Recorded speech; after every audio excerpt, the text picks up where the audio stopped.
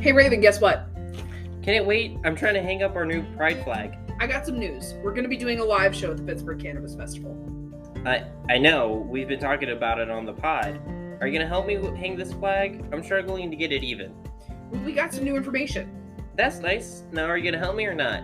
The event's going to be presented by Terrapin. Wait, Terrapin? They got some really good strains. I love their lemon G. It's really good for those stressful days. Yeah, and their Double Bear stuff's really good too. I don't think I could have dealt with the food industry without their Primal Punch cartridge to help anxiety. Well, what else is going on the day of the event? The event hopes to highlight all the utilities of cannabis, from medical use to industrial use of hemp, for things like plastics, paper, and even clothing, to bioremediation and sustainability. There are even educational presentations on the bud stage for things like using cannabis to help trauma from a biopsychological perspective, how some cannabis vapes are made from supercritical CO2 extraction, and veteran advocacy, to name a few. That's really cool, especially the veteran ones, since me and a lot of my family enlisted in the military.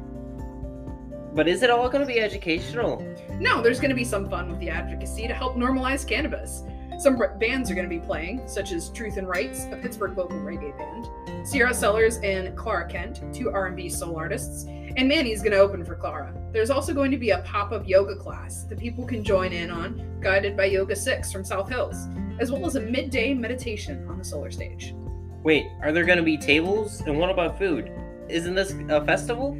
Of course there's going to be tables and food trucks. There's going to be a wide range of food trucks to satisfy all of your cravings. Tacos, Korean food, ice cream, and so much more. Plus live glass blowing, different CBD boutiques, and glass shops selling CBD bath bombs, edibles, lotions, oils, vapes, rolling papers, pipes, you name it. Even Curated Flame, the dope Pittsburgh glass shop, is the official cone sponsor, and we'll have some pre-rolls for the first 50 people to show up to the event. Pre-rolls? In PA? Yeah, they're either CBD or Delta 8 derived from hemp. The glass blowing sounds really cool. Do you think they'll make something for me? Of course, who wouldn't want to see a one-of-a-kind piece get made right in front of them? I have some friends that would love to volunteer. How could they do it? Very easily. All they have to do is email the event planners at info@pittsburghcannabisfest.com. It's a great way to build a space for the Pittsburgh cannabis community. Well, when and where is it so I can make sure I have it in my phone? It's August 14th from noon to 5 p.m. at the Allegheny Commons Park North Side. Awesome. Now, if you would, love, help me put this flag up. I can't feel my arms anymore.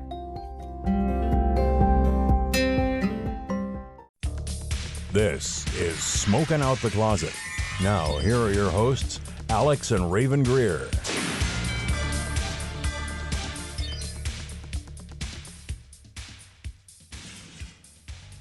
Hi, I'm Raven. I use she, her pronouns. I am Alex. I use they, them pronouns. And welcome back to another episode of Smoking Out the Closet. I am really fucking high. So, can we talk about what we did? Yeah. Because I had made this discovery, and I had to talk about it because our partner and I, Mia, were talking about smoothies. Like, what do we like in smoothies, right? I was like, I like strawberry, I like mango. I'm a fan of, like, mixed berries, like my third spot, right? And I was like, I got curious because I got some wax and I got some flour, and it was my wake and bake in the morning on my day off.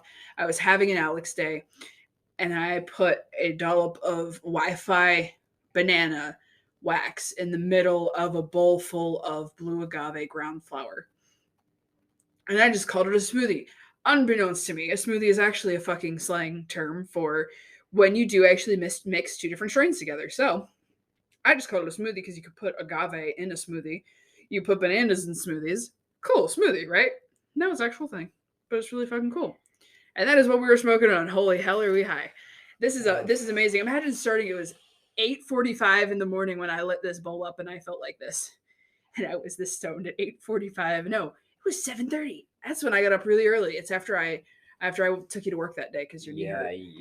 And I came back and lit up a bowl and chugged a Monster, and holy shit, took a 4-hour nap. Yeah, it's, oh god, it's just... I told you it'd be this is why I wanted to do it. It's very... I'm like that 2 a.m. hyper tired. Yeah. When you're like hanging out at your friend's house. You're hanging out at your friend's house and like you don't want to go to bed because you're having fun playing, video games on his PS2, drinking Coke, like Mountain Dew, and like having fun. And the dad comes downstairs and goes, "Go the fuck to bed!" And you're like, "Oh, it's like 3 a.m. Yeah. I did that, full disclosure. I did that with my ex's sister because her and I were super good friends. I'm still friends with her on like Instagram and stuff. She's grown up. She actually graduated not too long ago, which is crazy to think about. She's 18 now. She was 13 when her and I used to hang out. Yeah. It's kind of weird because I was 18, she was 13, but we play video games together all the time. Well, yeah. I mean, sometimes when you're dating someone, you get real close, and I get real close with Kira. like someone's sister. Yeah. So her and I would stay up and play video games, and I did that for 3 days straight. I did not sleep for 3 days straight. What? Yeah, because I was staying up, and then my ex, my then boyfriend at the time, had to get up at 4 o'clock in the morning to go to work. His dad had to get up at 6, so I'd stay up that 2 hours in between, and I'd stay up with her, and we'd play fucking Call of Duty Zombies all night, or Grand Theft Auto all fucking night, and then I just stayed the fuck up, and I was like, well, I'll just go to bed later, and later never came, and it was 3 days. Jeez. Well. Oh, and during the summer when I was in college. Okay. Crazy. So, do you want? So that's what this is. Do we want to give it a rating? No, I can't because it's 2 different strains, and I'm zonked the fuck out right now. I love this. This is like 4.5, 5 star. This is a 5 star for me. I honestly love this feeling. It's crazy. It's awesome. It's great. And I've been wanting to do this again, but I wanted to experience it with you. Yeah, Again, I stumbled upon it. I didn't know what to do with all this fucking wax because I didn't want to gunk up your Yocan. Yeah. I'm like, I don't give a shit if I gunk up my piece. I don't care. I clean it. Okay, so what I'm going to do is I'm going to bring up, because we only have one really big topic today. Because this is our first episode in the month of Pride. Happy Pride Month, everyone. Our very first Pride on the podcast. Yeah, the first Pride episode.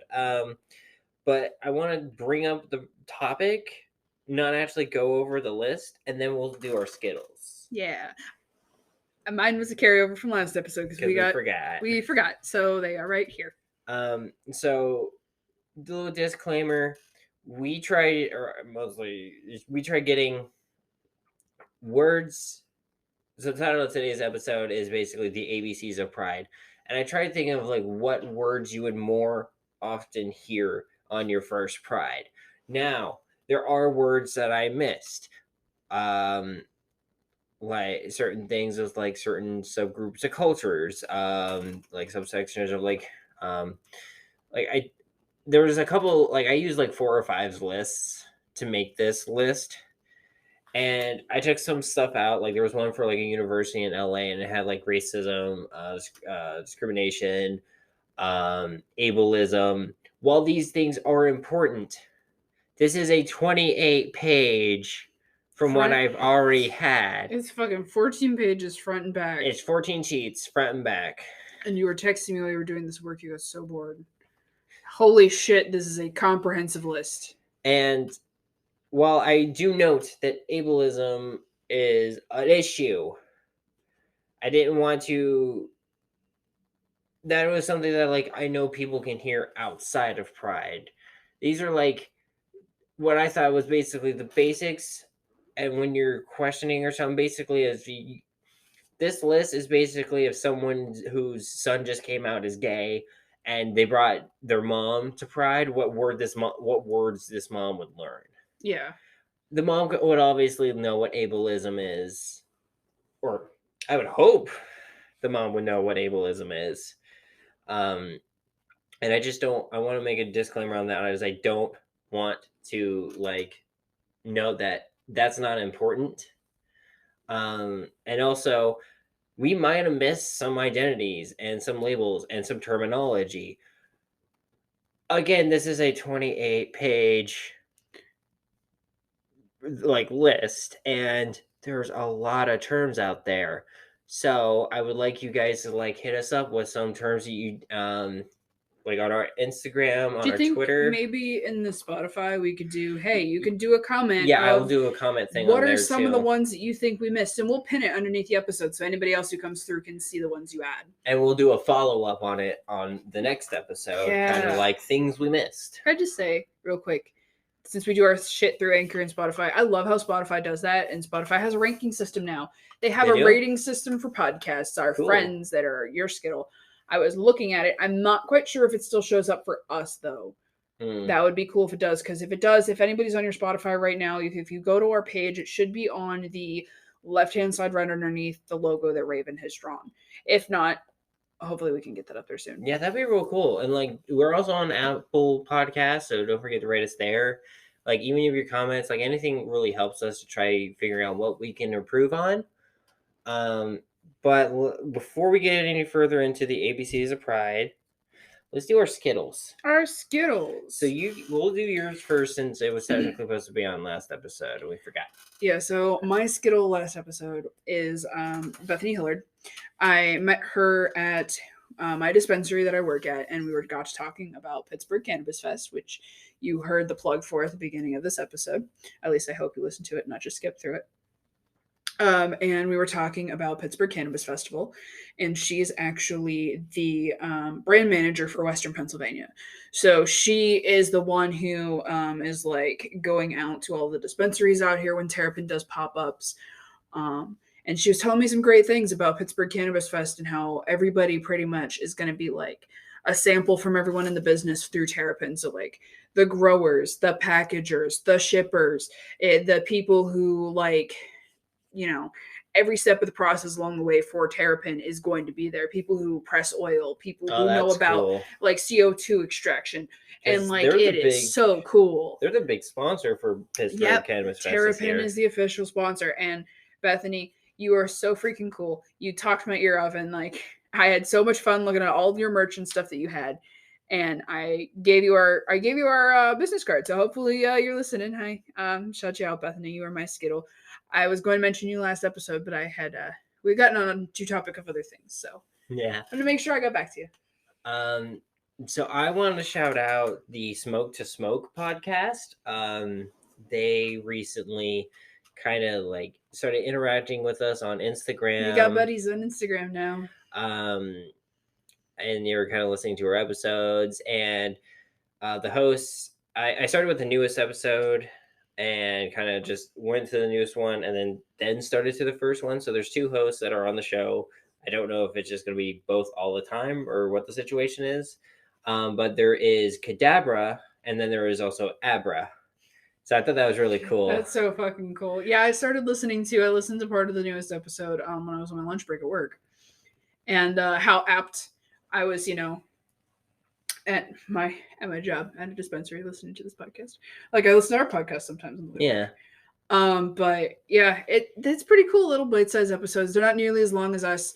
Like some of them are 30 minutes, some of them are 45, some are an hour. It's just they're very free flow. Depends on where the stuff goes, And how big the topic is that they're bringing up. We aim for an hour. Sometimes we go over a little bit. It's okay. But if you want to interact with them, the only social media I know so far right now is their Instagram handle, which is Smoke to Smoke _podcast, I believe. Let me double check that. It'll be in the show notes. Yes. But yeah, Smoke to Smoke podcast.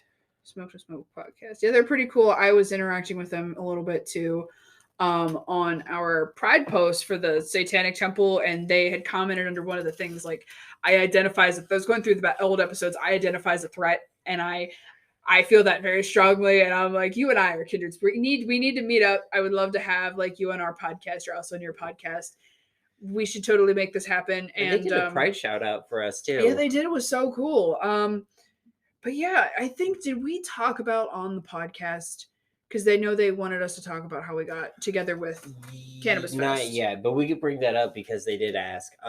So how we got basically with the Pittsburgh Cannabis Fest was partially luck, honestly. And I don't mean that as we didn't do work for it. Is I found out about Pittsburgh Cannabis Fest by luck. I basically was at work, and when we get slow, I sometimes will look up topics for the podcast. And I just happened to find the Pittsburgh Cannabis Fest while I was looking for that. And I brought it up to my team, try seeing if we get our dispensary out there because it seemed cool. I messaged them about a grassroots program. I got confirmation we are going to be there. Cool. official confirmation I kind of figured. from the big boss guys upstairs. We are going to be at Pittsburgh Cannabis Fest as our company we work for and as our podcast. So come say hi to both of them. I figured because like my boss was ordering the chairs and tables and everything. Yeah. But this is only the second year that it's going on. So we're getting in really early when it's still kind of small and we can grow together and it's going to be great. And we would love to do it every year. And even like if you do have a bigger cannabis fest in the area, see if they will be willing to work with you as like, oh, what was it called? We're the media sponsor and we're doing an in-kind exchange. In-kind, that's what it's called, an in-kind exchange. So basically, we'll scratch your back, you scratch ours. We'll give you shouts outs on the podcast and on our social media. I've also been interacting more with our accounts, so we'll get a bigger following because if you interact more, you get more into the algorithm. People see your stuff. I've also cross-tweeted from like personal stuff to the podcast. Same. So. And it's also like it was a back and forth, and they were like, I didn't know what an in-kind exchange was. I was just trying to get us at like a table and like say we're grassroots. This is what we do, and we worked for it. And we talked it over, talked terms and everything. And they were just like super adamant, like, hey, no, we want to do this for you. Like, we want you to be there. You're kind of people you're reaching with your podcast with people we want at our place. Like, help us grow with us. Yeah, and so we're like, cool, let's do this. It was a really great opportunity. I'm so happy. And my thing is, the worst thing they could say is no. If you can't be like the media sponsor, try working with them. See if you can get like a venue table and just like kind of like, even if you're not live streaming the event or recording the event, you get the experience. You can go home and record later and post the episode and about the event, and you can advertise for yourself. Exactly. It's a great way to like get some stickers made, get some business cards out there, start handing things out to people. And I made our business cards for like, so I got like 100 business cards I can make from like the Avery business card thing. They have a online like maker thing for your ID, like your business cards. At the end of the day, auto scales it. It's super great. They're perforated. You just rip them apart. At the end of the day, I'm probably spending like $12 at most for 100 business cards. And like, what we need to get new ink, but that lasts how long, you know? So yeah, just stick business cards places too. Like, you'll never know what connections you make. It just put yourself out there and don't be afraid to just go for it, because that's kind of how we just kind of stumbled into it. All right, before we go any further, because this is already going to be a long episode. Yes. Let's get started with the ABCs of Pride. The ABCs of LGBT. That's what always keeps going in my head. I try not doing that because that's an actual book. Oh, is it? Yeah, and this is. Yeah, I don't want to. But this also has stuff that's not intrinsically LGBT, but it is Pride connected. Yes. LGBTs of Pride. I'm going to say first, if you hear us rustling paper, I do apologize. This is a lot of like notes I made and everything. Also, I'm just going to gloss over that. I stumbled over all of my words. It's okay. So I'll start with, I tried making this as alphabetically as I could. I appreciate it. I'm not perfect. I like alphabetizing. Makes me happy. So I'll start with allosexism. It's the pervasive system of discrimination and inclusion that oppresses asexual people, built out of the assumption that everyone does and should experience sexual attraction. And I will say some of these terms, because these like terms are in alphabetical orders, the definite, like some words you'll hear, they'll be defined later in the list. So don't worry. Allosexual is a sexual orientation generally characterized by the feeling of sexual attraction or a desire for a partner sexually. This is on a scale. So if you're thinking of like a color wheel almost, or just to super simplify it, and it's not a perfect analogy. It's like a little slider bar. You have asexual on one side and allosexual on the other. So there's that. Ally is a person who does not identify with the LGBTQIA plus community, but who supports LGBTQIA plus people and their issues. And it is not something you can, it's something that is earned. The title of ally is earned. Can I say real quick? Also, the A in LGBTQIA is not for ally. No. It is for asexual. It is for arrow, agender. There's a lot of A's in the community. And ally is something you have to earn. Because there's a lot of people who, I'm an ally, and then go to Chick-fil-A. And I'm like, exactly. you're not an ally. Your actions have to match up 100 fucking way through, bud. Your allyship, the actions of working to end oppression through support and as an advocate with or for the group of people other than their own. So your allyship has to actually match your mouth. So this one's a kind of a three-parter. It is all abbreviated, three terms: AMAB, AFAB, and AGAB. Stands for assigned male at birth, assigned female at birth, and assigned gender at birth. Respectively. Yes. Refers to someone's gender that they were given at birth. It is typically used in regards to a person's journey or story, but we are slowly going away from this, using it as a community as often due to it being weaponized against the transgender community. This is mostly just because while I use AMAB for myself, some people can see that and go, oh, okay, instead of just saying I'm trans or put the pieces together saying I'm a trans woman, if I just say I'm trans, they're not going to know one way or the other sometimes, especially in early transitioning periods for people. So you say you're AMAB, they're going to go, okay, that's what's in your pants. You know what I mean? Mm-hmm. It's ugh. Yeah.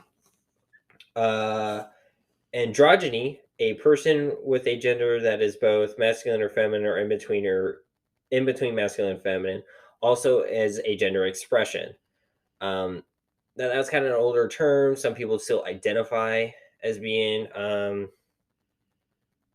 was androgen. Androgen? Yeah, not androgyny. You are stoned. I also have slight dyslexia. It's okay. So do I. I would probably listen to Yeah, that's androgen, right? Androgen, yeah. Yeah. Androgen. Sorry.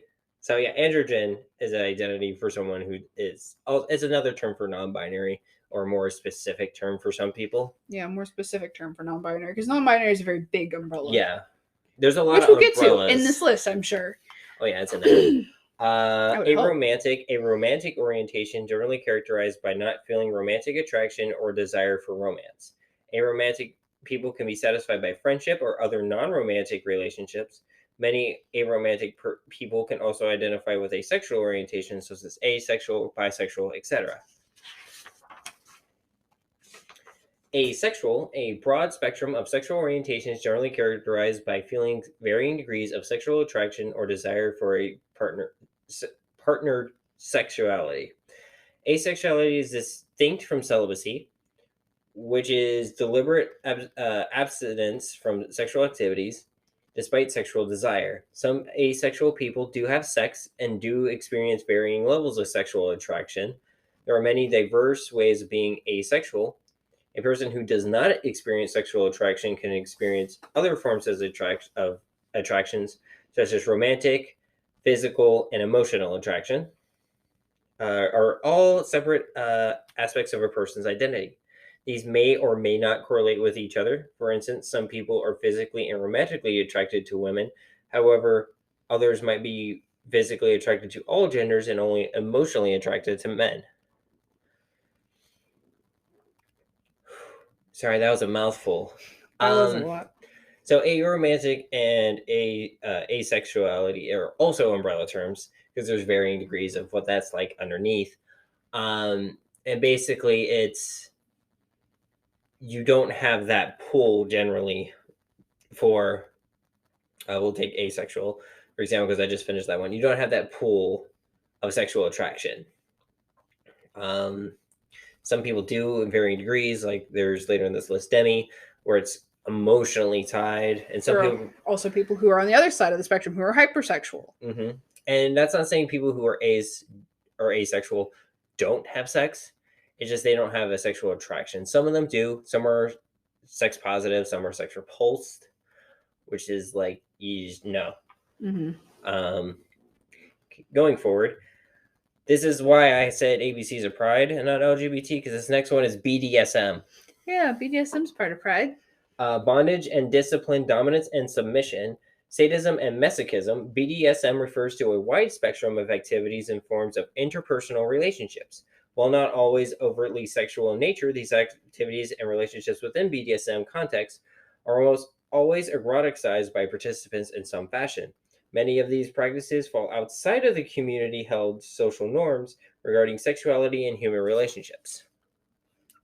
And there's a reason why I added that, and I'll get back to that reason when we get to another term.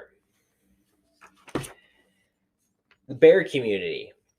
A part of the queer community composed of queer men that are similar in looks and interests, most of them big, hairy, friendly, and overly affectionate. The community aims to provide spaces where one feels wanted, desired, and liked. It nourishes values and individuals' process of making friends, learning self-care, self-love through unity and community. Bears, cubs, otter, wolves, chasers, admirers, and other wildlife comprise of what become now the brotherhood of bears and or the bear community. Now, there's also a lot. This is one of those big things of like gay men terms. Like there's a lot. There's so many gay men terms. There are so many. That's why I didn't add them, because you have bears, twinks, cubs, otters, and it's just a lot of like how a guy looks or acts. There's so and there much. There could be 28 pages on that just alone. I don't know why they get one. Gay men. Why do you need so There's many a terms? book. When I was in the LGBT student resource campus at Penn State, there was a book of all the different gay men terminology. Listen, I think there's maybe only half that many for like lesbians. No, there's a lot for lesbians too. But there's not nearly as many as there are for gay men. True. There are so many for gay men. So there is bi-curious, my next one. Mm-hmm. Interest or curiosity in exploring sexual attraction and or experiences with more than one gender. Bi-gender is having two genders exhibiting cultural characteristics of masculine and or feminine roles. Binding, the process of tightly wrapping one's chest in order to minimize the appearance of having breasts, often used by using a binder. Note, others must bind themselves carefully with appropriate material and for reasonable periods of time in order to avoid discomfort and potential negative impacts. Unsafe binding can lead to negative health outcomes such as broken ribs and trouble breathing. Wanted to add that so some people don't bind incorrectly and hurt themselves. Also, never go over 8 hours. And since it's getting hotter and everything, make sure you stay hydrated. Take shorter binding periods. Take it off. Get some breathing room. I know it's going to look uncomfortable for a bit. If it's too tight, do not go swimming in it. Don't go running in it. Use some of your older, like stretched out binders to do that with. You might not get as flat, but your health is very important. Plus, don't bind for too long. You get that binder backache. I was talking about that. I think it was last episode. Mm-hmm. So the next one is biphobia, which as a community, I've learned we're slowly getting away from the phobia terms, mostly because that is kind of like ableist terminology. Mm-hmm. So as of some people, phobias are very distressing parts of their lives, experiences, and co-opting this language can be disrespectful for their experiences and perpetuates ableism was my notes here. But as someone who has a phobia, so it has gotten better, but have someone who has a phobia who it got in the way of like learning, like in my medical training and stuff, it is really like bad. It kind of does upheave shit. Yeah. So we're kind of moving away from that. You have the term, I believe, for monosexism, correct? You give me the G's. I give you G, and I start at T on my next set. But anyway, biphobia is basically, I'm going to just quickly explain. Sorry. No, you're good. It's basically thinking that a person can't, love the same gender as them and one other. They can't, they have to pick a side. God, I used to get that so much when I was out as bi. So going to bisexuality, and I'm sorry you had to deal with that, honey. I'm sorry. Thanks. I got a head pat. A bisexual person is a person who primary sexual and affectional orientation is towards people of the same and other genders and or towards people regardless of their gender. Some people may use bisexual and pansexual interchangeably. Okay, here's the next one. Now I will say for a lot of people it's bigender or bisexuality has a gender preference, but then pansexual doesn't, and then people will say omnisexual is actually the one that has a gender preference to all genders.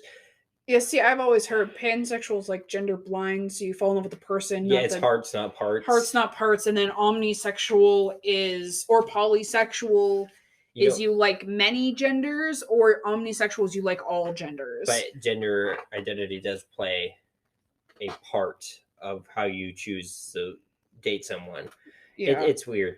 That's why I just call myself queer. There's so many, different identities, and some people's like definition will change based on the general. I'm going with, for me, and I don't speak for everybody, that bisexual is you like yours and want others. The root bi is too. It doesn't necessarily mean men or women. It's yours and another.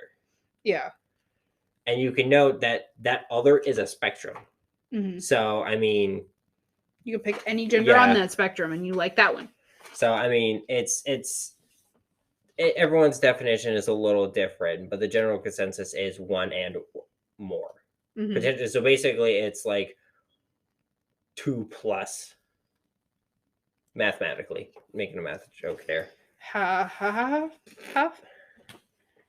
Okay, next one is BIPOC. Stands for, is an acronym that stands for Black, Indigenous, and People of Color.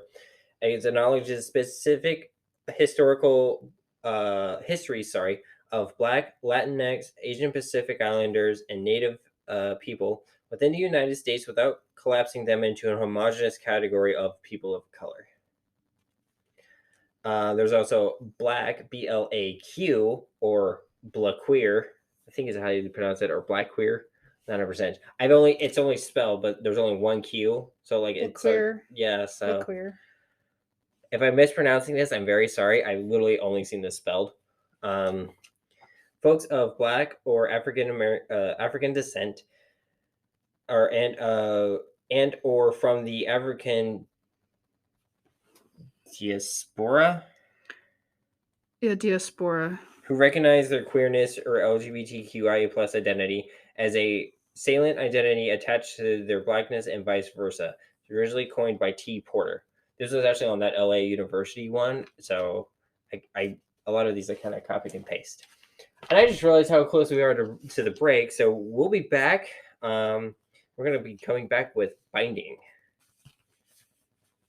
You already did binding. You did the bees already. I guess I put binding on here twice. All right, we'll be back with Butch then after our break. And we're back. Where was I? I was on Butch.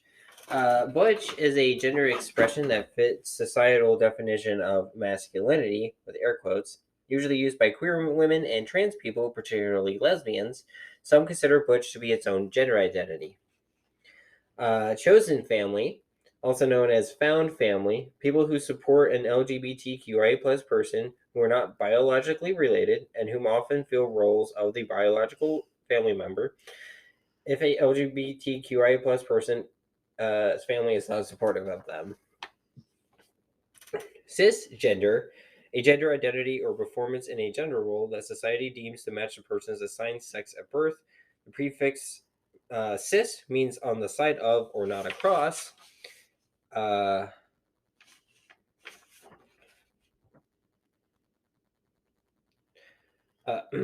across. A term used to highlight the privilege of people who are not transgender. Sorry, my notes got all confused. I should have numbered these.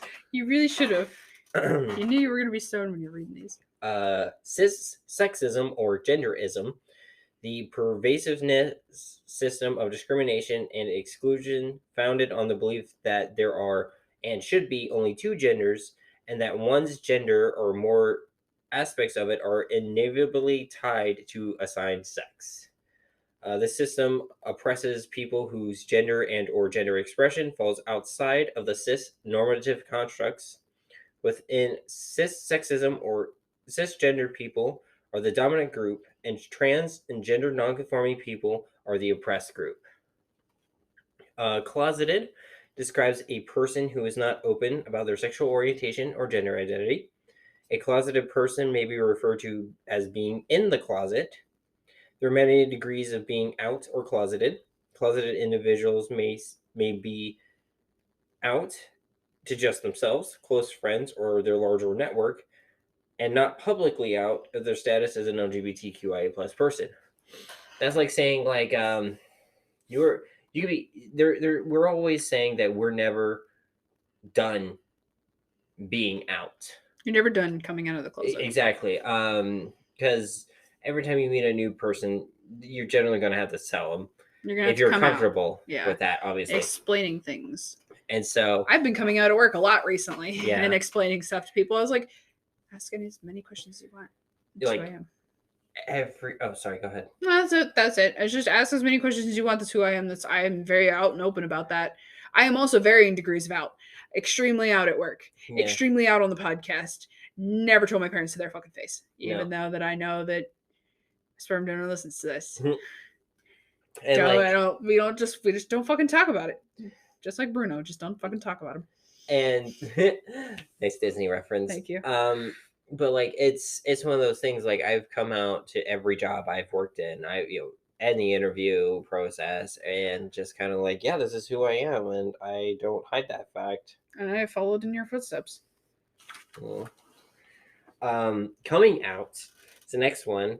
It is a process of voluntarily sharing one's identity or sexual orientation with others. This process is unique for each individual, and there's no right or wrong way to come out.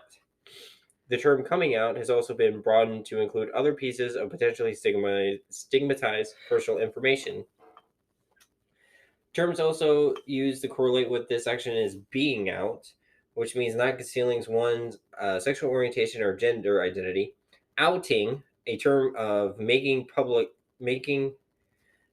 used for making public the sexual orientation or gender identity of a person who preferred to keep this information secret. Basically, sharing someone's identity without their consent. Mm-hmm.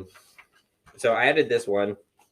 There's a lot of people kind of think that trans people are like this. Cross-dressers, or CD, a word to describe a person who dresses at least partially as a member of a gender that other than their assigned gender at birth or sex, carries no implication of sexual orientation or gender identity, and has been commonly used to replace the word, and I hate this word, transvestite.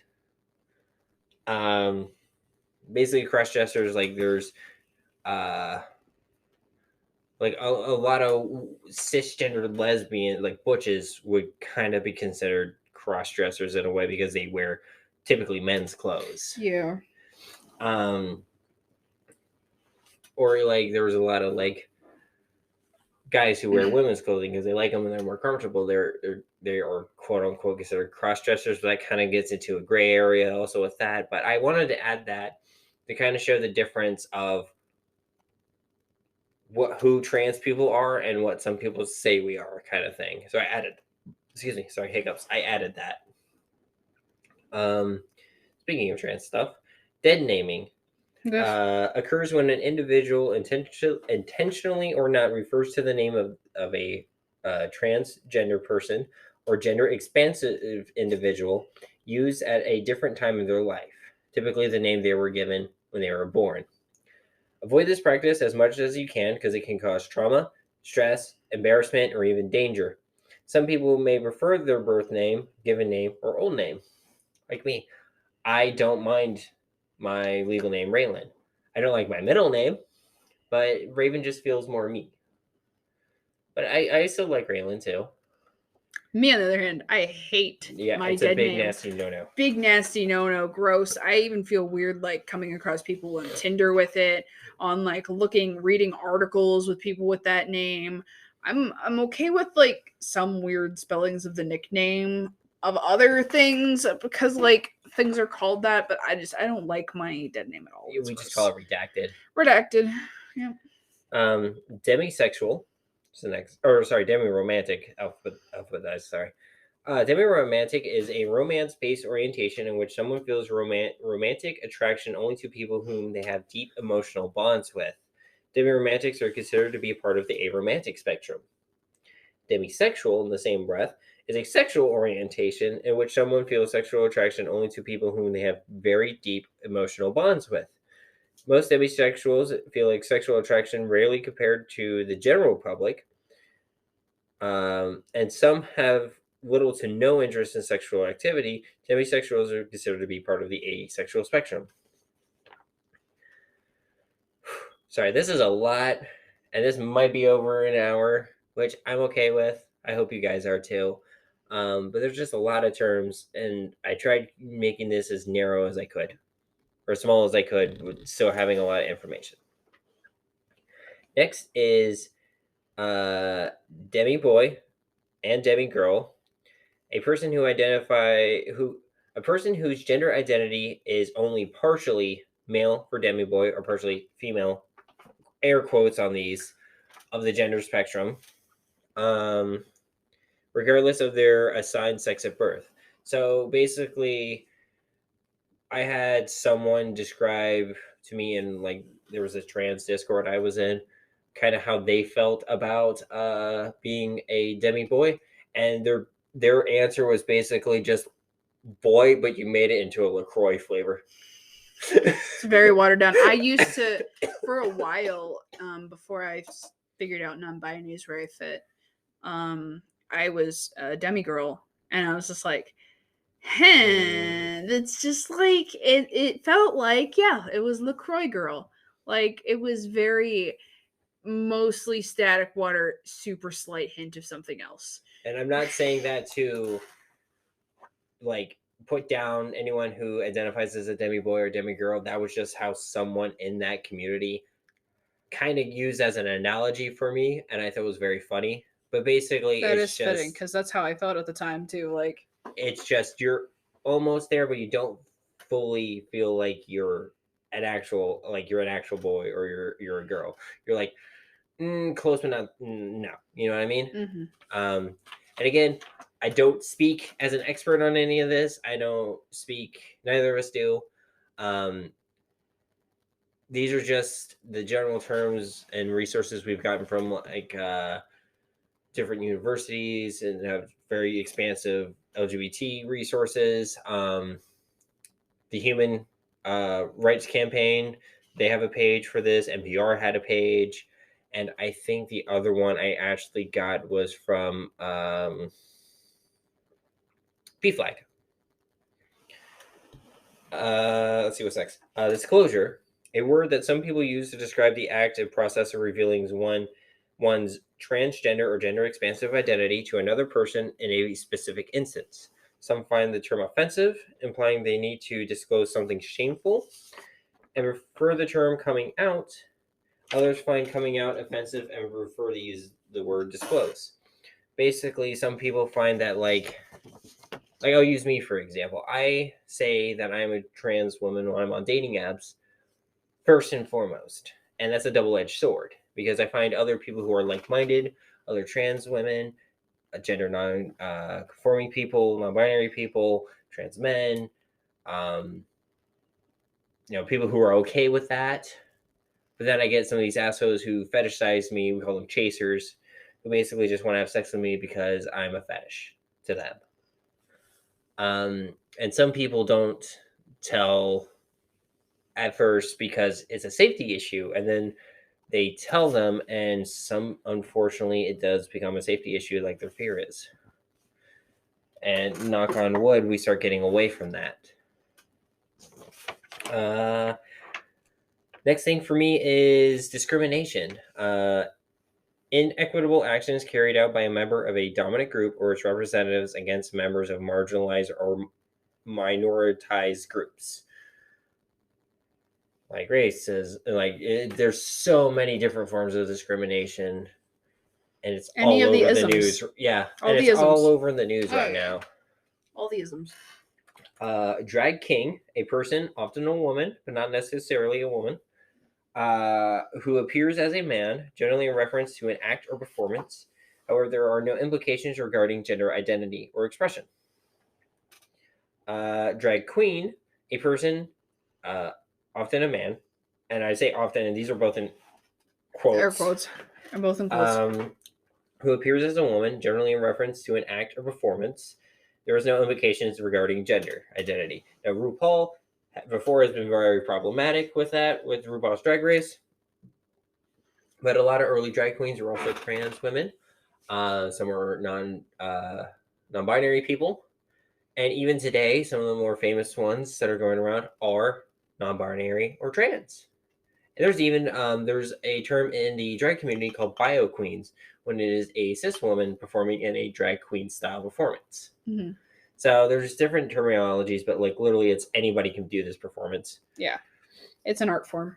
Dyke, which is spelled two ways, one with a Y and one with an I. I've seen. Any difference? Same term, just Same different term, spelling? just different spellings. Okay. Originally used as a slur against lesbians and other queer women, it has been since reclaimed and used in a positive way for women who love women. Now this one's going to be a little longer one. Dykes on bikes, which are typically, usually at a lot of pride events, especially in the bigger cities. Mm-hmm. Dykes on Bikes is a chartered lesbian motorcycle club with 22 chapters and numerous affiliations and a 501c nonprofit status. No idea what that means. That's just text. Sorry, It's tax talk, basically, of how their income this from and shit comes in. Wikipedia. Yeah, that's tax talk. They are known for their participation in gay pride events such as pride parades and significant LGBTQIA+ events like International Gay Games. The most likely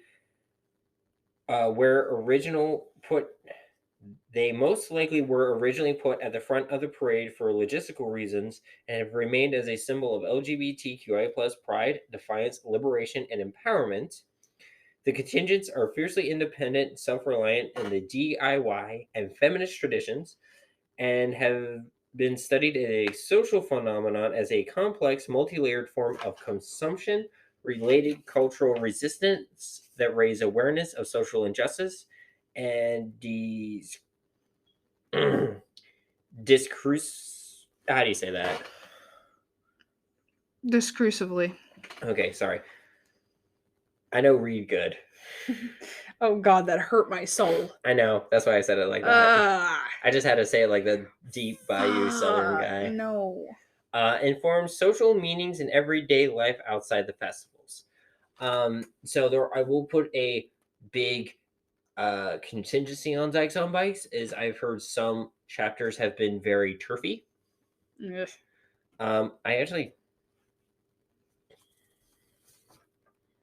I know turf has to be on this list. And if you do not put example J.K. Rowling on there, I'm going to be very upset. I'm going to talk about with like transphobia. I should have brought it up in cis sexism and genderism, but I'm going to talk about it when I get to like the trans section. But there are some that have been. So TERF is basically, since I already talked about sexism, TERF stands for Trans Exclusionary Radical Feminism. It's third wave feminism, but that basically excludes trans women but accepts lesbians. And you see a lot of lesbians and women who love women in this group. Not all of them. There's just enough portion of it to hurt. And so it becomes this very big upsetting thing. And I think there was one chapter of Dykes on Bikes that the local president was a TERF. Yeah. I'm not sure. I haven't seen anything about her being active still, but it was a point and put a lot of bad taste in people's mouth. However, there is one group that I know in, I think it was North Carolina she was in, she was a transgender person I met online. And she was really sweet and everything. That's cool. And she's part of Dykes on Bikes, and that's how I found out about them. That's so cool. I don't think you've ever told me that story. That's neat. Yeah. Next is femme, historically used in the lesbian community. It is increasingly used by other LGBTQIA+ people to describe their gender expression that reclaim and disrupt the traditional constructs of femininity. That's FEMME? Yep. Okay. I don't know why I like the way that word's spelled. Yeah, I think it's because like femme fatale. Yeah. Which is I really like because I like books. Yeah. The acronym FTM stands for female to male, typically used to describe trans men, and is not generally a term that other people can use. It's more of how you, like, the person who is a trans man describes their journey or describes themselves. Because a lot of people just say, oh, he's a trans man. Or, if they're comfortable with other people relaying that information, obviously. Gatekeeping, which you will hear in the community, and some people do it, especially older gays and some Gen Z gays who don't know the history. Please don't do it. Don't do it. I will smack a bitch. Throw these hands. A broad term not only used within the LGBTQIA plus community, which describes the process by which an individual decides who and who does not belong into a certain community, group, or identity. For example, a gay man telling a questioning man that he has to have sex with another man before he can call himself gay is an example of gatekeeping. Gatekeeping, which come from in or outside the community, should be avoided as it is painful and invalidating to the recipients in either instance. Been there. And I will bring up an example is people who are saying you have to have gender dysphoria to be trans. Those people piss me off. I didn't realize I was trans until I had gender euphoria, which is the opposite, which we'll go over later because that's in your sheet. Yeah, it is. It's right there. It was on the sheet in the top. And so it's just a bunch. Just don't do it. Just stop it. Just be an ass. Just shut up and listen to people, and just kind of like be cool. Don't be a dick. The whole world would be a lot better if we're all just kind of chill. Yeah. Just calm down. Next one is gay. A sexual orientation or an affectional orientation towards people of the same gender. It's an umbrella term. So gay. Gender, if you want to go to the bare basics, like I literally had like what I thought. So basic. Like I said, such basic and so intricate too. We have waves of intricate and basic. What I thought like every like sheltered suburban mom would need to know going to her first pride, or suburban dad, or suburban like that relative that just doesn't know that you're bringing the pride for the first time, or that friend, or you going to your first pride and you're still very unsure. I'm like you're questioning whatever. These are terms I think everyone should know the basics. Everybody should know this. Gender is a social construct, and yes, don't tell me it's not. It is a fucking social construct. Used to classify a person as a man or woman or some other identity fundamentally different from one's sex that is assigned at birth. Can't tell me that is not a social construct. And I'm calling Ben Shapiro out here right now because he's Jewish, and he says there's only two, man and woman. And I'm like, motherfucker, there's 6 in the Torah. How are you going to tell me there's more than, like, there's not more than 2 when there is 6 in the bloody Torah? Walking contradiction. I know. Asshole. Fuck. I hate Ben Shapiro with a passion. Yes. Gender is a social construct. It was created by society and endorsed by bathrooms to sell twice as many fucking bathrooms, okay? It's what it all boils down to is fucking greed. That is why we have gender. Gender binary. A system in which gender is constructed into 2 strict categories of male or female. Gender identity is expected to align with the sex assigned at birth, and gender expressions and roles fit into traditional expectations. Can I say fuck that shit too? Yeah, fuck that shit. Fuck that shit too, man. Ugh. Because you know how I feel like people are like transphobic and they think there's only 2 genders, and they don't think non-binary people are real. Yes. It's basically when Bender. This is how I imagine them. It's Bender was like having a nightmare, and he goes, "There was a 0 and a 1 and another 0 and a 1, and I saw a 2." Like, just fuck you people. Yeah, those people. Ugh. There has been historically on record more than 1, more than 2, more than 3, and so many cultures around the world, and that binary wasn't established until like the Judeo-Christian empires that were brought up, like with the Roman Empire and everything, like where they were spreading their religion and using it as a weapon. Everything is on a spectrum. Everything. Everything. And you can't tell me there's like not more than two sexes, because like literally there's a cardinal that had a complete half split between male and female on their body. There are people who have XXY chromosomes. There are people with XY chromosomes and just pop out like quote unquote female. It's all complicated. It's not simple. It's all on a spectrum. It's not black and white. There's so many shades of gray. Everyone says like I passed biology in like 6th grade. I'm like, yeah, they also dumb it down for you in 6th grade, okay? It gets a lot more complicated in college. Just because you know the mitochondria is the powerhouse of the cell doesn't mean you understand how a cell lives and breathes and actually goes and works in the freaking microcosm, okay? Fuck you, Becky. Damn. Your stack now. Okay. I don't know how I can follow up with that. Jesus. Oh my God. All right. I'm going to have to figure out how to do this so I'm not shadowing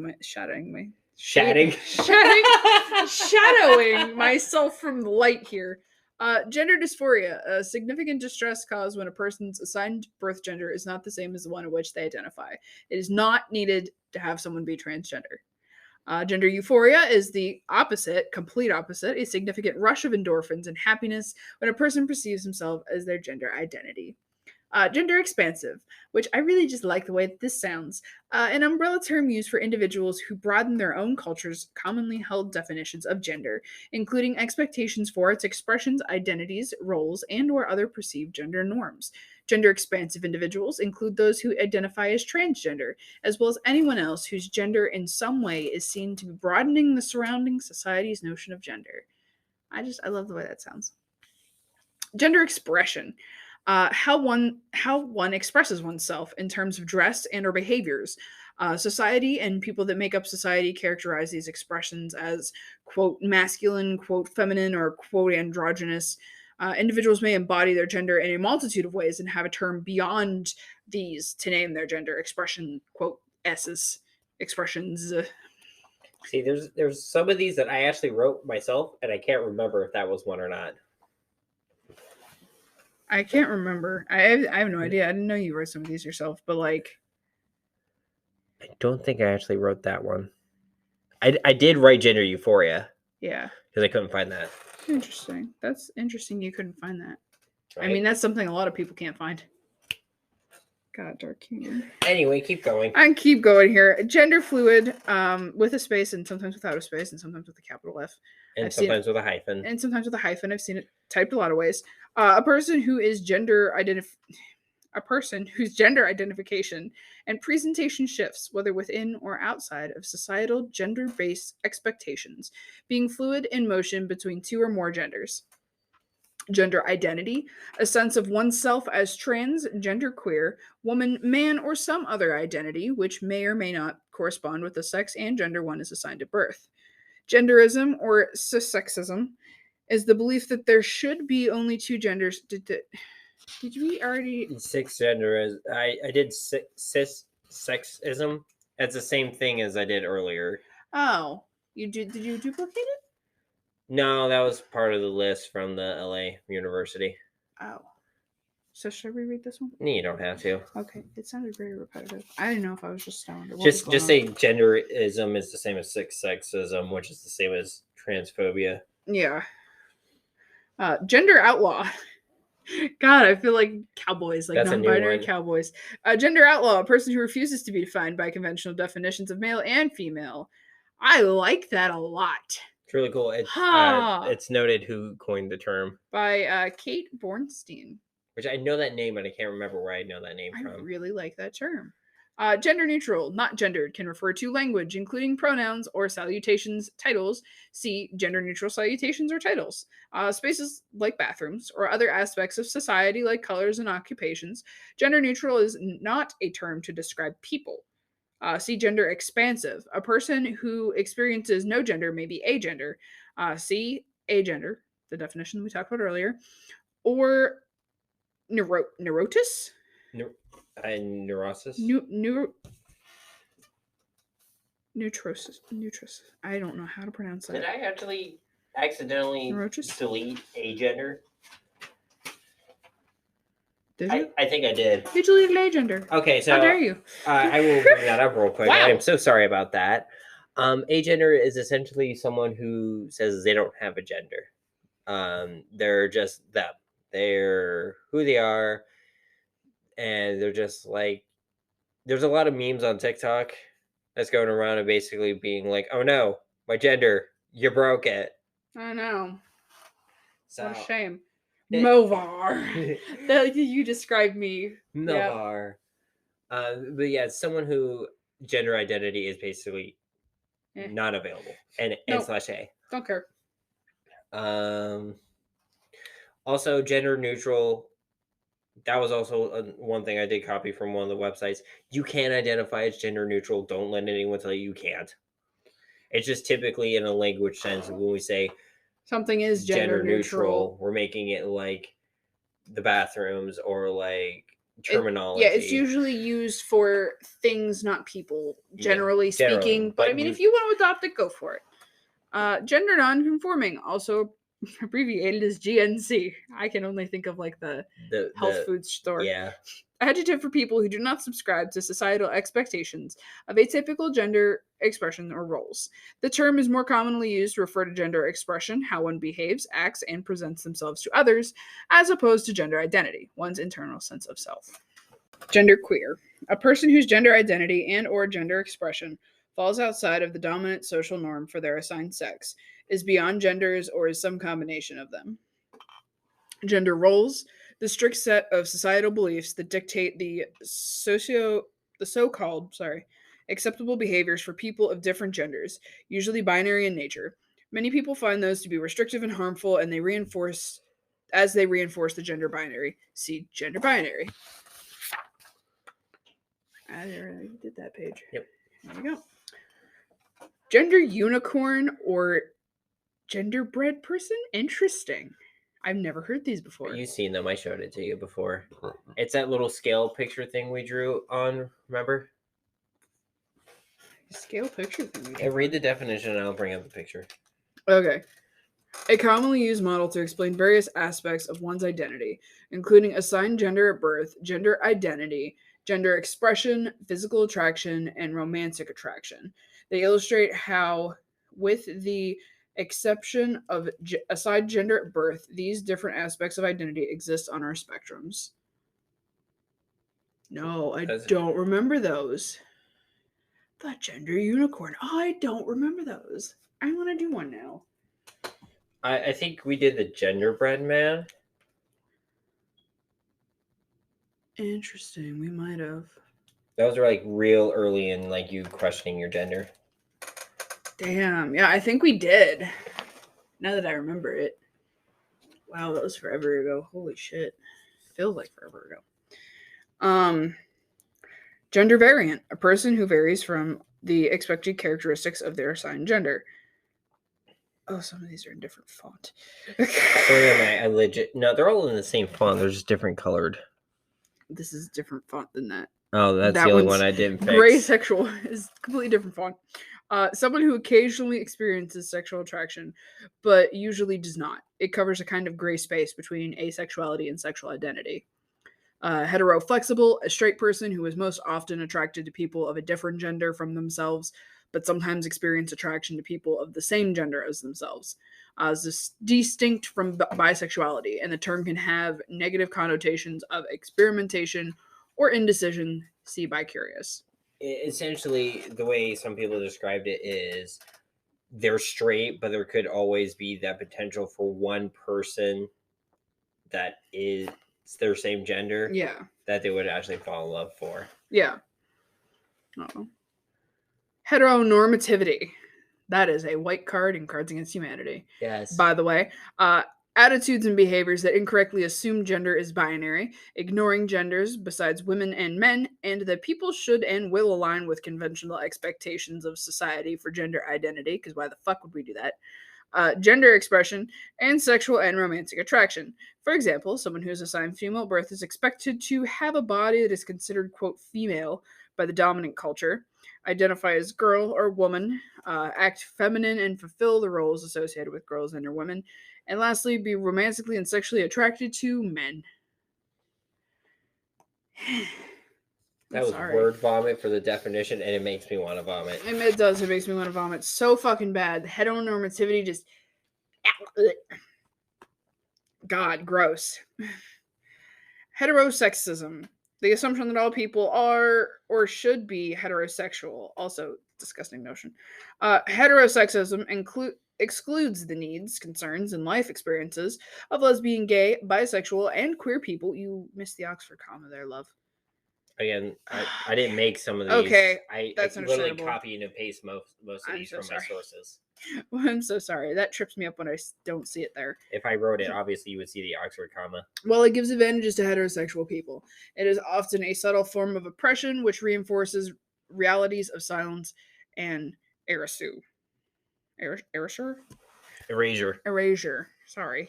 It's okay. Heterosexuality, a sexual orientation in which a person feels physically and emotionally attracted to people of a gender other than their own. AKA straight. Straight. Homophobia. See heterosexism above. The one that I was just like, that everybody needs to be. That's just fucking. Mm-hmm. Again, gross. Homoflexible. A gay person who is most often attracted to people of the same gender as themselves, but sometimes experience attraction to people of other genders or engage in sexual behavior with people of different genders from their own. It is distinct from bisexuality. See bisexuality. Homosexual or homosexuality.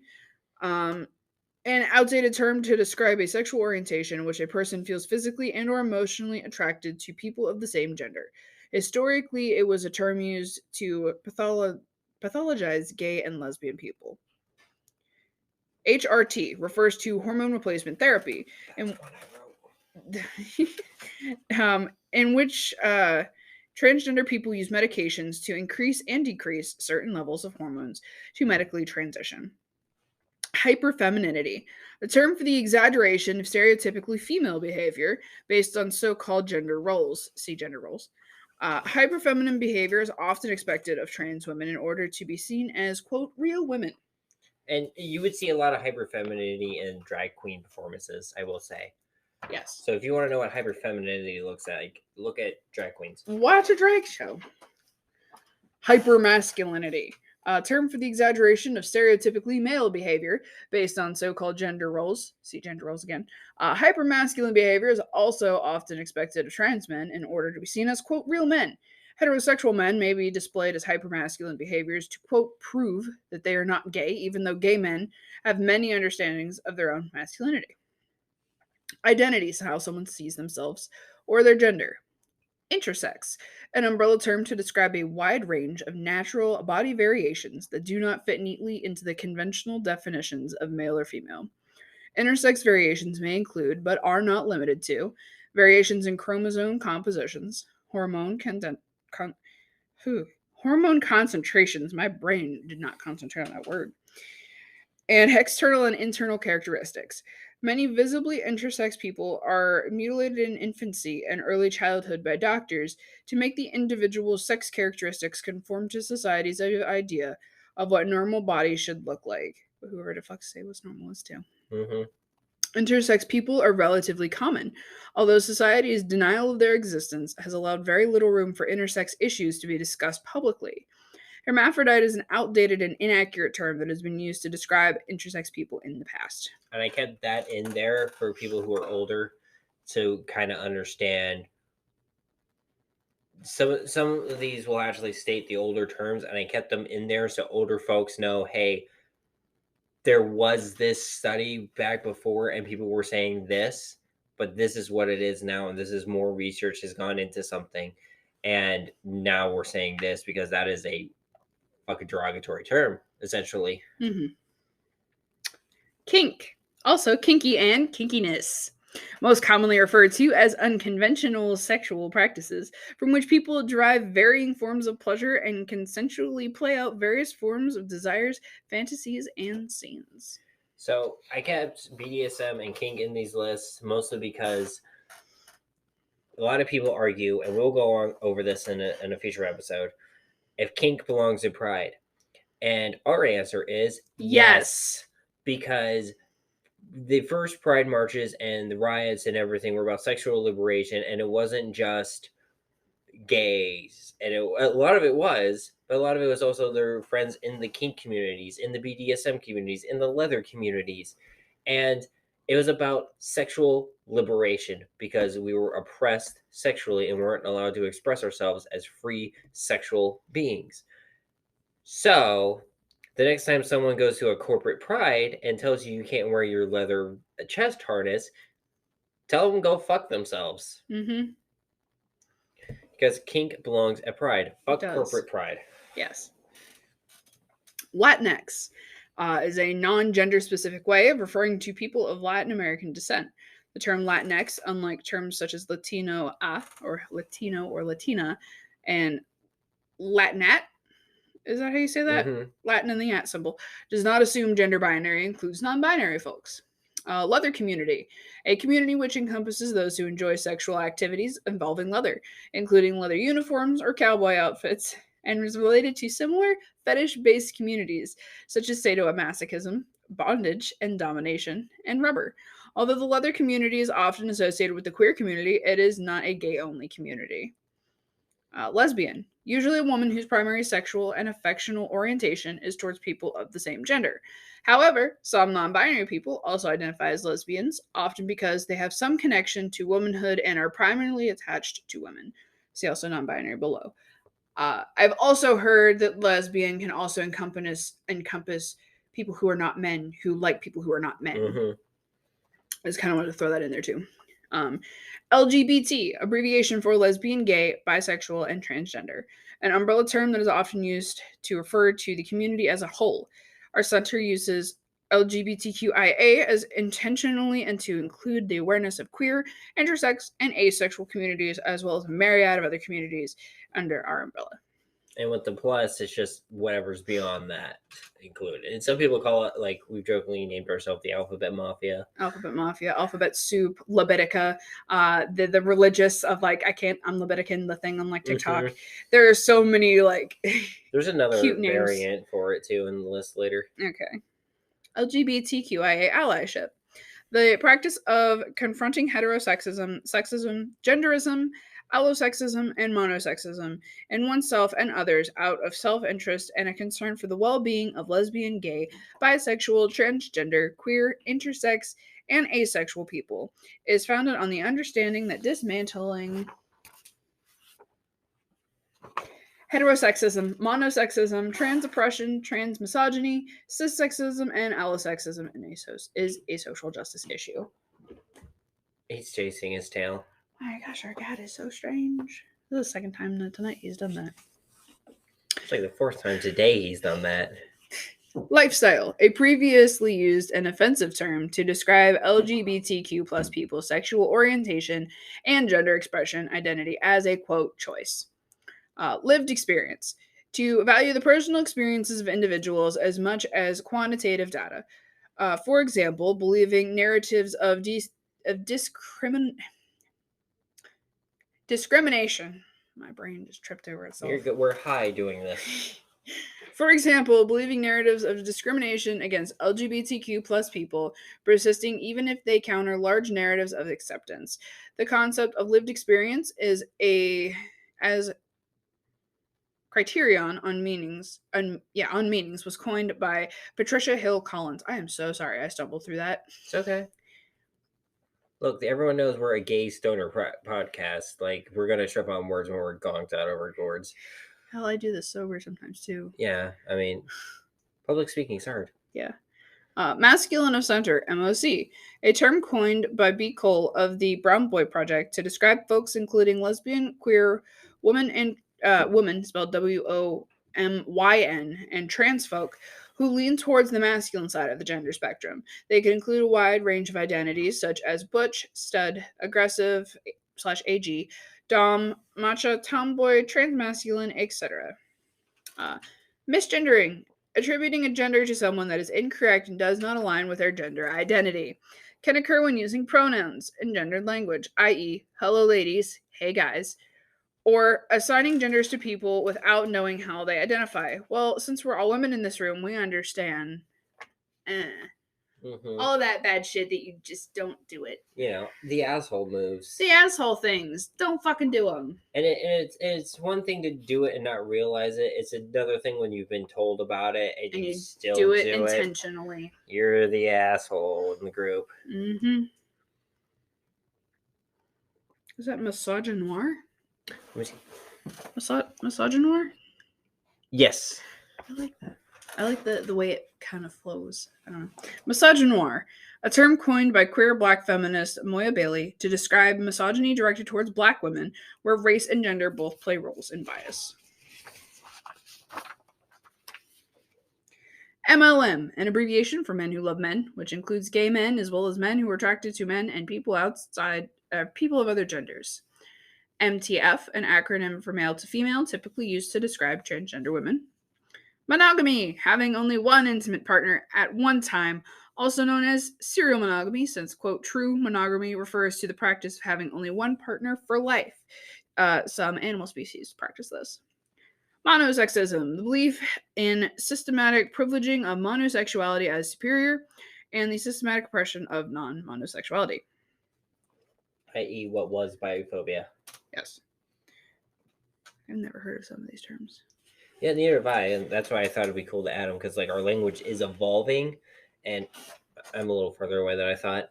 Our language is evolving, and so I thought I would find some of these new terms that I didn't know about as we're trying to like move away from certain things to help other communities within our communities as we grow. Monosexual, people who have romantic, sexual, or affectional desire for one gender only. Heterosexuality and homosexuality are the most well-known forms of monosexuality. MSM, an abbreviation for men who have sex with men. They may or may not identify as gay. Multisexual, an umbrella term to describe attraction to more than one gender, can include sexual attractions like bisexual, polysexual, omnisexual, and others. The aforementioned terms are used by some interchangeably, and for others, the subtle differences among them are important. Neurosis? Yeah. A non-binary gender identity that falls under the genderqueer or transgender umbrellas. There is no one definition of neurosis, since each person that self-identifies as such experiences their gender differently. The most common ones are gender neutral, null gender, neither male nor female, genderless, and or agender. And then there was a link to neurosis.com if you would like to learn more. Non-binary one, close to my heart. Non-binary with the space, no space, hyphenated, and yeah. It's abbreviated as NB, or people have abbreviated it as ENBY, just because some capital N, capital B is usually referred to as non-black. Mm-hmm. So that's why, as a community, we kind of went to the ENBY. Yeah, the ENBY. A gender identity and experience that embraces full universe of expressions and ways of being that resonate for an individual, moving beyond the male-female gender binary, and may be an attractive resistance to binary gender expectations, and or an intentional creation of new unbound ideas of self within the world. For some people who identify as non-binary, there may be overlap with other concepts and identities, like gender expansive and gender non-conforming. Omnigender, possessing all of the genders. The term is specifically used to refute the concept of only two genders. Omnisexual, attracted to all genders, but gender is a factor. Oppression exists when one social group, whether knowingly or unconsciously, exploits another social group for its own benefit. Out, to willingly have one sexual orientation and or gender identity known by one or more groups of people, to quote, be out. Alternatively, to have one sexual orientation and or gender identity shared against one's will to be outed. Oof. It's a lot, right? I'm gonna drink real quick. Man. This episode is going to be a lot longer, and we do apologize if it's like too long for you guys, but this is important stuff. And I took out a lot of stuff like Gold Star Gay, top, bottom.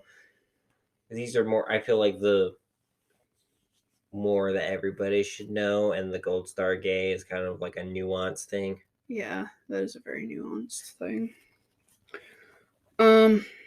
Where was I at? Oppression. No, out. I oppressed. I did an oppression. I did out. Okay. Individual level.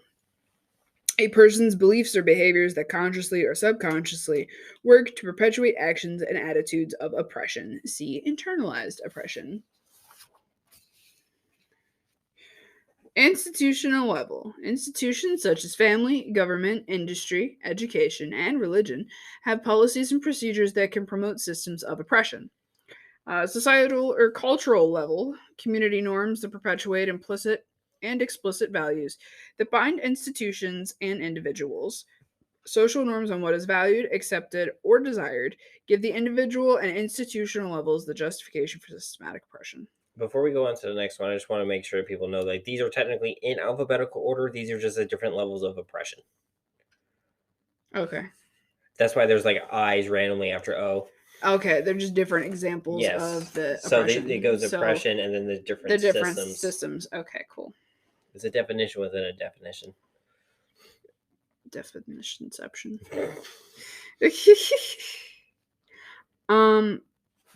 Where was I at? Thank you. No, I read that one. Okay, so orientation. No, you did not do it. You did that one. I did too. I just read societal cultural level. Oh. And now I'm on orientation. Orientation is one's attraction or non-attraction to other people. An individual's orientation can be fluid, and people use a variety of labels to describe their orientation. Some, but not all types of attraction or orientation include romantic, sexual, sensual, aesthetic, intellectual, and platonic. Panromantic refers to someone who is romantically attracted to people of all genders, but does not notice their partner's gender. Panromantics will tend to feel that their partner's sex and or gender does little to define their relationship. Pansexual, terms used to describe people who have romantic, sexual, or affectional desire for people of all genders and sexes. Has some overlap with bisexuality and polysexuality, not to be confused with polyamory. Phobia. In mental and emotional wellness, a phobia is marked as a persistent fear that is excessive in proportion to the actual threat or danger of the situation presents. Historically, this term has been used inaccurately to refer to systems of oppression, i.e. homophobia, that have been used to refer to heterosexism. Sorry. Whichever website you pulled this at. As a staff, we've been intentionally moving away from using words like that. Okay.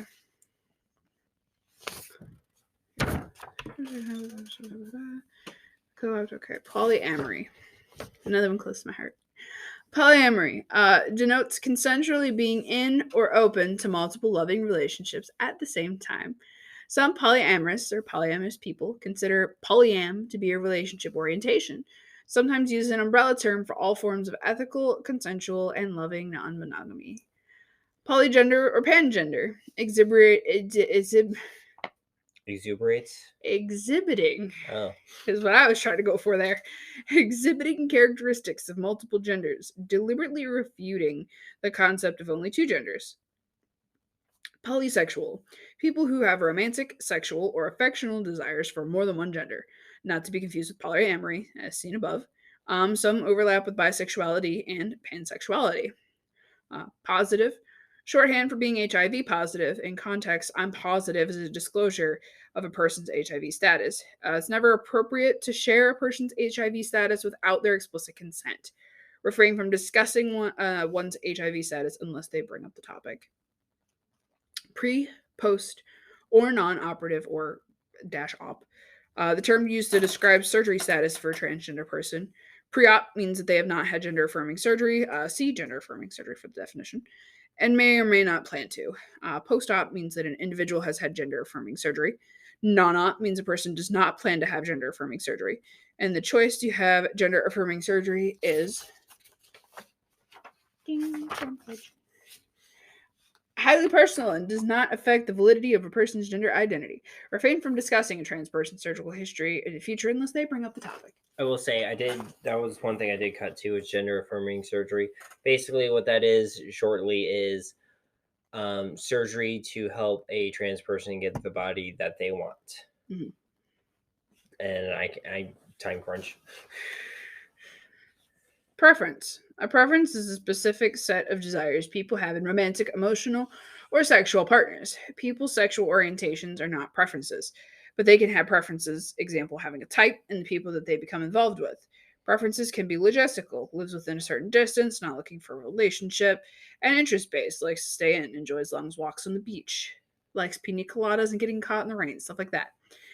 They can also be influenced by personal and systematic prejudices, not considering people whose gender expressions do not conform to conventional standards of that gender, people whose bodies are not conventionally attractive, or people with other marginalized identities. People can have their own preferences, but should consider examining why they hold them in order to make sure they're not reproducing inequalities. Excuse me. I'm so sorry. Pre-exposure prophylaxis, or PrEP, capital P, lowercase r, capital E, capital P. A prescription medication for those higher at risk for HIV to take to prevent getting HIV from sex or injection drug use. Though PrEP is highly effective in preventing HIV, it should not be taken in place of other HIV prevention medication. In place of other HIV prevention measures, such as practicing safe sex and not sharing drug-related injection equipment. I'm so sorry. Privilege, a set of unlearned benefits giving to people, or unearned, sorry, not unlearned, unearned benefits giving to people who fit into a specific social group. The concept has roots in Webb Du Bois' work on psychological wage and white people's feelings of superiority over black people. Peggy McIntosh wrote about privilege and white woman as a white woman and developed an inventory of unearned privileges that she experienced in daily life because of her whiteness. Pronouns. Linguistic tools used to refer to someone in the third person. Examples are they, them, theirs, sie, her, hers, she, hers, he, him, his. In English and some other languages, pronouns have been tied to gender and are a common site of misgendering, attributing a gender to someone that is incorrect. Queer. One definition of queer is an abnormal or strange. Historically, queer has been used as an epithet or slur against people whose gender expression or sexuality do not conform to dominant expressions. Some people have reclaimed the word queer and self-identify in opposition to assimilation, adaptation from queering the field. For some, this reclamation is in celebration of not fitting into social norms. Not all people who identify as LGBTQIA use queer to describe themselves. The term is often considered hateful when used by those who do not identify as LGBTQIA. Basically, it's our word now. Yeah. If you're not in the community, don't fucking use it. Don't say it. Just like I noticed that it wasn't on here. I don't know if we want to say it. The F slur. I didn't, just to be on the safe side, because there are people who, like, when a gay guy comes out and they're like best friends with a woman, they're like, "Oh my god, I'm your F slur hag," and I'm like,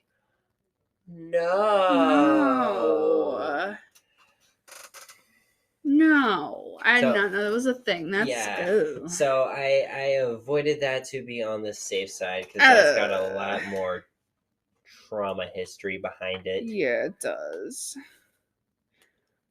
I have time for another one? Yeah, until we have to go to another section of the recording. Queer POC or QTPOC? Cutie puck. I love the way that sounds. That's how it's cutie puck. Cutie puck. Queer people of color, or queer and trans people of color, are groups of people that face a series of intersectionality and marginalization even from within our community. Queer baiting. I actually wrote that one. Not the queer baiting, the cutie puck one. Oh, I like that one.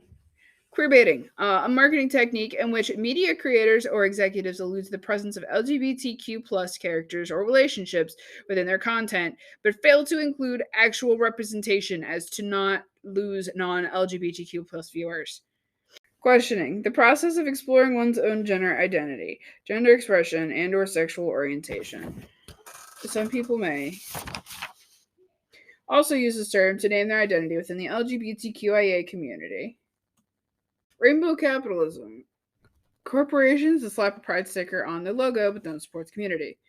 Romantic orientation. Romantic orientation is an attraction or non-attraction to other people characterized by the expression or non-expression of love. Romantic orientation can be fluid and people can use a variety of labels to describe their romantic orientation. See also orientation.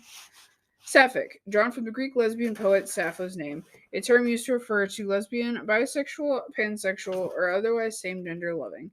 See SGL, women. Same-gender loving. A term used by some African American people who love, date, have attraction to people of the same gender. Sex, a medically constructed categorization. Sex is often assigned based on the appearance of the genitalia, either in ultrasound or at birth. Sexism, the cultural institution and individual set of beliefs and practices that privilege men's subordinate women and devalue ways of being that are associated with women. Sexuality, the components of a person that include their biological sex, sexual orientation, gender identity, sexual practices, etc. Sexual orientation. Sexual orientation is an enduring, emotional, romantic, sexual, or affectionate attraction or non attraction to other people. Sexual orientation can be fluid, and people use a variety of labels to describe their sexual orientation. See also orientation. Sex worker, abbreviated as SW, capital S, capital W, lowercase er, a person who engages in sexual activity for payment, often considered a more respectful term than prostitute or hooker. SWERF is an acronym for sex worker exclusionary radical feminist, pronounced SWERF. SWERFs excludes sex workers from feminist organizations with the belief that sex work is not work. But it is. It is. Or else we wouldn't have the fucking porn industry. Sugi? Sogie. Let me see. I gotta. Oh, Suji or Soji? Soji? Soji? I don't know. I've only seen it spelled. I've never heard it pronounced. Sogie. An acronym that stands for sexual orientation, gender identity, and expression. It is used by some in a similar way to the umbrella acronym LGBTQIA. Spectrum. A range or sliding scale. Aspects of one's identity like sexual orientation, gender identity, and gender expression exist on a spectrum. For example, with sexual orientation, the attraction to men, women, or someone of another gender all exist on separate spectrums. Someone might feel a little attracted to men and very much attracted to women, and a moderate attraction to people outside of the binary. Please also see the gender unicorn to learn more about these aspects of identity. Also, and aside, the phrase on the spectrum is more commonly used to refer to identifying on the autism spectrum rather than the sexuality or gender spectrum. That's why we specifically say gender spectrum or sexuality spectrum, a spectrum, because when a lot of people just say on the spectrum, the more common thought is for people who have autism. Sweet cough, I swear. Yeah, Kush cough. Oh, I'm sorry. You good? Man. Stud. A stud lesbian is a term used predominantly by Black or Latinx butches that has unfortunately been appropriated by white butches on TikTok. But for the record, it is not used to be used by white people, and it is important to note that not all Black butches are considered studs. Yeah, it's a culture term, and I kind of wanted to make sure that people knew that you can't be white and be a stud. T for T refers to a relationship that is between two or more trans people. TERF, an acronym for Trans Exclusionary Radical Feminist, pronounced TERF or J.K. Rowling. The term TERF originated online in 2008 from trans inclusive cisgender radical feminist blogger Viv Smythe. Smythe? S-M-Y-T-H-E Smythe, I think. However, exclusion of trans people, especially trans women, from feminist organization spaces has been gaining traction since the 1970s. TERFs primarily believe that trans women are men trying to invade women's spaces and work aggressively to deny the existence and identity of trans people. TGNC, initialism for trans and gender nonconforming, an umbrella term for people who are not cisgender, is pronounced TGNC, but is more commonly written than spoken. Top surgery. Surgery to be performed on an individual's chest, breasts as part of gender-affirming surgery. For AFAB people, this can be the chest reduction or full removal. And for AMAB, good grief, my brain. For AMAB people, this can be an increase in chest size using saline or silicone. Trans antagonist. Active hostility towards trans and gender expansive people with the goal of enacting harm. Transcestors? Yes, transcestors. Aw. An informal term for trans elders, coming from a combination of the word transgender and ancestors. The term highlights the fact that many trans people do not get to grow old and celebrates intergenerational relationships. Transcestors can be well known within the movement or personal to community, filling a parent or grandparent like role. See chosen family. Transcestors can make an impact during and after their lives and prove that there's a long history of transgender people throughout the world. Mm-hmm. All right, back to me. So we have, So sorry, my chair. You're good. You're good. My chair's really squeaky too. Trans. The term trans acts more as an inclusive term than transgender or gender non-conforming and non-binary folks. Trans feminine, an AMAB person who is closer to femininity than masculinity, but does not have to be a non-binary woman. Also, often abbreviated as trans femme, with one M, an E, or with two M's and an E. Trans man, with a space. Trans space man, a person who may choose to identify this way to capture their gender identity as well as their lived experience as a transgender person. Transmasculine, an AFAB person, typically, person who is closer to masculinity than femininity, but does not have to be a binary man, often abbreviated as transmasc, MASC. Transmedicalism, and I'm very upset with this one because I've had experiences with this a lot.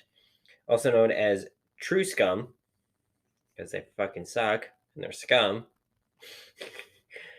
Transmedicalists are people, both trans and cisgender, that believe gender dysphoria and the desire to medically transition are criteria to being legitimately trans. They're gatekeepers. Trans misogyny directed against trans and gender expansive women, that often manifests itself in the form of prejudice and bias. Trans misogyny noir, a misogyny directed against trans and gender expansive Black women that often manifests itself in form of prejudice and bias. Transphobia, also cis sexism, that was hard for me to say. Flip. Trans space woman, a person who may choose to identify this way, capture their gender identity as well as their lived experience as a transgender person, typically for someone who's transitioning into a quote-unquote woman. Transgender. Now, trans is a noun. Just so we get this clear, trans is the noun, transgender is the adjective. Because English is garbage. An adjective used most often as an umbrella term and frequently abbreviated to trans. Identifying transgender or trans often means that one's internal knowledge of one's gender is different from the conventional or cultural expectations based on the sex that the person was assigned at birth. While transgender may refer to women who was assigned male at birth or a male man who was assigned female at birth, transgender is an umbrella term. They can also describe someone who identifies as gender other than woman or man, such as non-binary, genderqueer, gender fluid, no gender, multiple genders, or some other gender identity. Whew. Transitioning is the process of taking steps to live as one's true gender. Transitioning is different from each individual and may or may not involve medical interventions like taking hormones or having surgery. Some people may choose to transition in certain ways for a variety of reasons. To the extent of someone's transition does not make that person's gender identity any less or more valid. Transitioning may include social transitioning, such as going by certain pronouns or living by the lived name that person's one gender identity. Transitioning may involve making changes to one's physical appearance, such as wearing certain clothing, wearing one's hair in a different style or length. More complex changes like medically transitioning through hormones or surgery. Transitioning can also involve changing legal documents to match one's authentic sense of self. Two-spirit, an umbrella term encompassing sexuality and gender in Indigenous Native American communities. Two-spirit people often serve integral and important roles in their communities, such as leaders and healers. It may refer to an embodiment of masculinity and femininity, But this is not the only significance of the term. There are a variety of definitions and feelings about the term two-spirit, and this term does not resonate for everyone. Two-spirit is a cultural term reserved for those who identify as Indigenous Native Americans. Although the term itself became more commonly used around 1990, two-spirit people have existed for centuries. And I'm sorry if I missed anything with that definition. That was copied from the Human Rights Campaign, I believe. So I kind of trusted their thing a little more with that one than the LA University. Ursula, some lesbians, particularly butch dykes, also participate in bear culture, referring to themselves as a distinct label, Ursula. Voguing, a highly stylized modern street-style dance stemming from New York City ballroom culture, particularly in the neighborhoods of color in Harlem and the Bronx.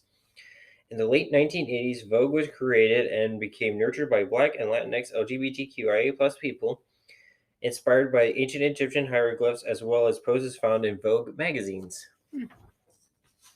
Women with an X and women with an Y, some women spelled with an X or a Y, are forms of empowerment to move away from the men in the spelling and traditional sense of the word. WLW, an abbreviation for Women Who Love Women, which includes gay women as well as women who are attracted to other women and people of other genders. Whew. There's a lot of gay shit. And that's the ABCs of Pride. I missed bottom surgery, and I don't know how graphic I wanted to go with that, but that's basically just kind of fixing things downstairs. Excuse me. Below the belt. Yeah. There's a lot of terms. And if you want to see any terms that we missed, any particular nuance, things like a gold star gaze or things you want us to explain a little deeper, there's lots of other terms out there. And there's lots of lots of ways to hit us up. Exactly. So if you want us to talk about it, just hit us up on our Instagram, our TikTok, our Twitter. Email us at smokingoutthecloset@gmail.com. We will gladly bring it up in the next episode. But this has been an almost 2-hour episode. And With the ABCs of Pride. With the ABCs of Pride. My name is Raven. I use she, her pronouns. I'm Alex. I use they, them pronouns. And we'll see you guys again in the next episode. Bye-bye.